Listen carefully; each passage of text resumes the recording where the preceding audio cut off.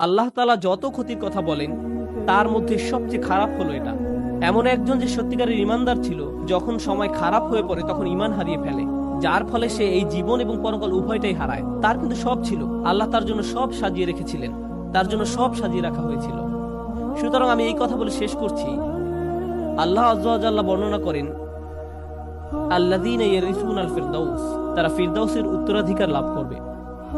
অবাক করা শব্দ। আল্লাহ অনেক জায়গায় বলেন তারা জান্নাতে প্রবেশ করবে, কিন্তু সূরাতুল মুমিনে আল্লাহ বলেন তারা জান্নাতের উত্তরাধিকার লাভ করবে। আপনারা জানেন উত্তরাধিকার হলো তা যা আপনি আপনার পূর্বপুরুষের কাছ থেকে পেয়ে থাকেন। আপনার পরিবার এটার মালিক ছিল। রাসূল সাল্লাল্লাহু আলাইহি ওয়াসাল্লাম আসলে এটাকে এভাবে বর্ণনা করেছেন, এর দুটি ব্যাখ্যা রয়েছে।